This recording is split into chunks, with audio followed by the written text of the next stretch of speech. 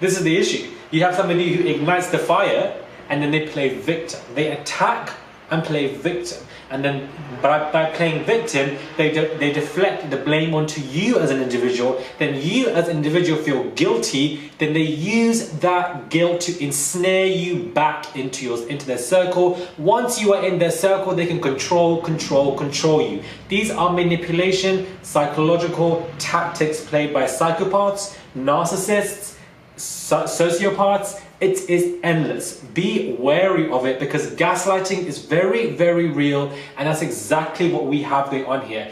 Typical manipulation tactics, and obviously people would go even low as using the child itself as one of the main manipulation tactics as well. You're a big manipulator. Oh, why go so crazy? So it looks like Jade's ex, Mike Dixon, is going on rants and talking about her, and she breaks her silence as well, and things are seeming to get quite tricky and messy. Hey guys, it's Murad Murali. Hopefully you guys are doing well today on this sunny day. Be sure to subscribe to my channel, click that button, subscribe for consistent daily content, and definitely follow me on Instagram, Murad_Murali. Click that button, I would massively appreciate it. Now let's get into this particular issue and this situation. A lot of people have been, messaging me and telling me to do so I thought I would, analyze this particular situation in depth so we can go through it bit by bit. Now Jade is obviously, somebody who's well known on social media, an influencer and so forth, and somebody who seems to be very, not problematic, very simple-minded, very hardworking girl. It's very difficult, as well when you have a child with you, let alone two children it seems, and it can be a very just mind-consuming situation. Stop defending your butler, man. Tell him come out. All the man don't want to see him. It's joke because she's talking about all the things. And for somebody who never really has been in any arguments or beefs or anything like that, and has just worked hard for the life that she has and so forth, it's admirable for a lot of people that are younger than her. She obviously, did a podcast called Pretty Little Thing and, confirmed that she's potentially kind of dating somebody's in the stratosphere for her, and this particular person is a chef, and apparently he cooks meals for her to live there and whatnot. Whatever that situation is between them, it's their situation, nobody else's business, and that's that. And obviously we have her ex, the father of her child, who goes and makes his videos and says that she's a manipulator, and says that Jade should not want him to speak out because people will support him, and also saying that this particular person that Jade is seeing allegedly is just a butler. Stop defending your butler, man. Tell him come out. All the man don't want to see him. It's joke because she's talking about all the things. She's mentioning so many things to avoid the main issues. And degrading him, saying he just cooks meals and so forth. Oh God. She's give her 5 stars. Do you know how tempted it is to want to explain? And Jade eventually breaks her silence. And she goes on to say, I have never intended for my personal business to become public, but it seems like I've got to be honest. I'm getting called every name you can think of when people really don't have a clue. I know a lot of people think I've kept quiet about this because I may be embarrassed, but that's further from the truth. I never wanted to speak about my breakup with the father of my child because there is a child involved. She's always been the first thing I think of before I ever speak on the internet, but this man continues to lie and manipulate. The rumor I'm with Steph is true, but the story that's been told is not. So she obviously confirmed that she's with Steph. We haven't been public because it's not public information, but me not saying anything has given him the opportunity to talk shit. If you all remember, I didn't specify why him and I broke up, but it was more so to protect him, alias father. A lot of you may know that I had prenatal depression. Hormones played a big part, but not being happy in my relationship played a huge part. I want to apologize to my supporters for making it seem like my relationship was great. I had a lot of trolls in my relationships, in my pregnancy, telling me a lot of negative things, and I was weak, so I felt like I had to prove I was happy to everyone. When I got with Michael, there were things that didn't bother me until I got pregnant. I didn't mind not ever being taken out. I didn't mind paying for our life. I didn't care about all of that. But before I had my daughter, all I wanted was love and loyalty, and when I got pregnant, I wanted partnership, which he did not give me. I spoke to him time and time again. I got other people to speak to him time and time again, and I never got changed. Just manipulated into feeling bad for wanting more security. Till this day, Alia's 2 years and 3 months, and everything she has, her nursery fees, childcare, food, nappies, beds, clothes, everything you could possibly think of for a child has been paid for by me. Wow.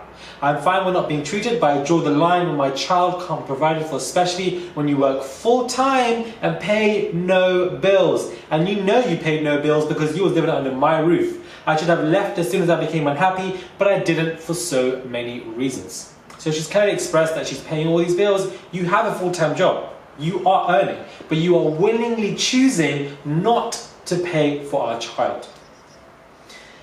Wow. But I didn't take, for so many reasons, accountability for that. One thing I want to make very clear, Michael and Steph were not best friends. It just sounded better for story, for a narrative. There are plenty of people who like to create these narratives for people that they watch on YouTube and so forth, because it's easier for them to digest and, you know, understand and use that narrative to create either a snowball effect of hatred or whatever, any fables and lies. People make these interpretations about people, perceptions about people without even knowing them. And it's really scary because a lot of people can believe that without actually thinking, hold on, we don't know about what the person is saying, we're accusing them of this, we're making these perceptions and we're putting these narratives upon people, yet we don't even know, we haven't even asked them, we haven't addressed them, but you're making it. It's very scary in social media sometimes. It can be really scary. People can get very lost very easily. That's how you know I live in South London, because Jesus. It just sounded better for story. Before Steph and I got together, Michael made sure he ruined every relationship Steph had with his friends because he wanted them away from me until it got to the point where it was just me and Steph versus everyone. There was no cheating involved. I never cheated on Michael, and as far as I'm aware, he's never cheated on me. Michael making up lies and screaming and shouting his personal business shows me what kind of person I was with. Don't get me wrong, Michael has Alia twice a week, but I'm not going to applaud a fish for swimming. Jesus. Okay, Jade, you're putting the wow. I didn't expect this fire. Wow. Let me get a glass of water because that was too much. I didn't see that coming. Jeez, hold on. Jesus. Actually, hold on. Let me get my 17p lemonade because we're gonna get crunk now. Jade's getting crunk, so let's get crunk. Hold on. Wow. I didn't expect this from Jade. She said, "Don't applaud a fish for swimming." Damn right, you shouldn't applaud a fish for swimming. This is what it is. Now she's triggering me because so much in life, you know, we end up rewarding people or we end up excusing people for doing what they should be doing in their life. And really and truly, you shouldn't be. Hold on. I'm talking like I'm not in front of... Hold on. Wow. She said don't applaud official. Wow. Wow.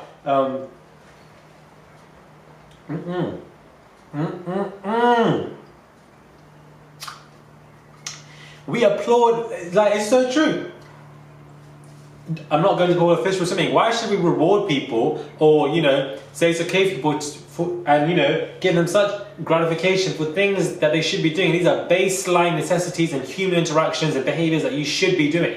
But because you don't do it, you should be rewarded. And this is just one example. This is getting me triggered because I can apply this to like my life in so many damn ways. There is truly so much I can say on this situation, but I want you all to know Michael has done nothing but try and make my life hell since I've split up with him nearly 2 years ago. Sounds like a narcissist, to be honest. I've kept quiet on everything because social media is my career. Thank you. I look like you. Like, it's not good to put your business out there because if social media is your career, it's just not good to do it. Period. Whether you're on the right, wrong, either way.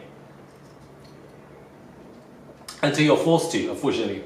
I have a responsibility for what I put up on here, and this is something that I did not want. I'm beyond tired of being accused. No one knows the half of it. Last thing I'll say, I'm glad Michael is promoting his music on these T pages because he'll make some money to give me towards his daughter.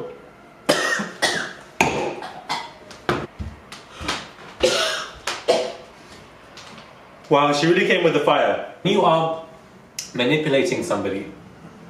You know, you want them all to yourself.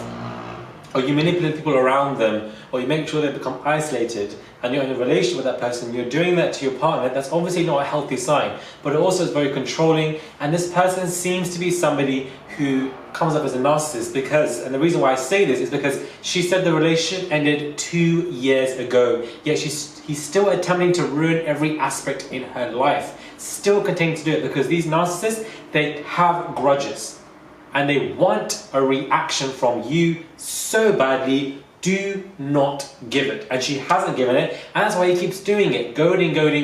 And a narcissist individual won't stop until they're in the grave. Although I've graduated in clinical psychology and cognitive neuroscience, and I have a psychology kind of basis, and like, I'm not intending to diagnose anybody. These are just underlying symptoms that I'm seeing in individuals, so therefore I'm making an observation, and that's it. I want to make that very clear. But what we're seeing from this particular person's behavior, he seems to be very controlling, very manipulating, and obviously will deflect and accuse the other person of being a manipulator, and then going online and making this stuff as well, making these narratives and stories to try and guard what his behavioral problematic mechanisms. And obviously there's proof in this because of the fact that he hasn't paid for anything. That in itself shows a flaw in this individual that he's not paying for anything for the child. And that's obviously quite sad, especially when you have a full-time job. But what we can definitely see in terms of a character analysis, which I always naturally do when I discuss, situations between husband or wife or girlfriend or boyfriend or anybody that obviously seems very aggressive and so forth, you have to come forward. Some people are saying, how dare she speak about the father of her child like that on social media, which I can understand that perspective, but if somebody has been very quiet for so long, has been silenced, hasn't done anything, hasn't addressed it online because of the child's sake, and that person has taken it to online, you have every other right to take it online because you have to defend your name to your subscribers, to your followers, to whoever's seeing the situation. You have to do it. So really and truly, I don't get what people are saying in terms of, which is obviously a minor group of people, it's not the majority, but you can also play the game of why is he talking about social media? Do you see how quick people are quick to blame her, but no one's blaming him when he's the one who's been doing it on social media? This is the issue. You have somebody who ignites the fire and then they play victim. They attack and play victim. And then by playing victim, they deflect the blame onto you as an individual. Then you as an individual feel guilty. Then they use that guilt to ensnare you back into their circle. Once you are in their circle, they can control you. These are manipulation, psychological tactics played by psychopaths, narcissists, sociopaths. It is endless. Be wary of it because gaslighting is very, very real, and that's exactly what we have going on here. Typical manipulation tactics, and obviously people would go even low as using the child itself as one of the main manipulation tactics as well. So, this is actually a very interesting story, and I'm very keen to know what you guys think about it. I think it's nice to do a bit of a psychological analysis of a particular person. We can clearly see that he's very abusive from what he's saying and everything online. You shouldn't be acting this at all. The fact they haven't paid, whatever. If this person wants to be dating somebody that's apparently the best friend, which she said is false, and I believe her, then, it's a relationship, she's moved on, this particular person is better for her, totally fine. Postnatal depression is very, very real as well. Like, mental health is so damn real, which is why I keep talking about it on this channel and consistently, because it's very, very real. Because we cannot see it, therefore we make these assumptions, and it's dangerous. Let me know what you guys think. Comment down below. Hit me up on my Instagram at Murad_Morali. I'd massively appreciate it. Subscribe. Click that button and subscribe to my channel, please. Thank you guys for watching, and I'll catch you guys soon.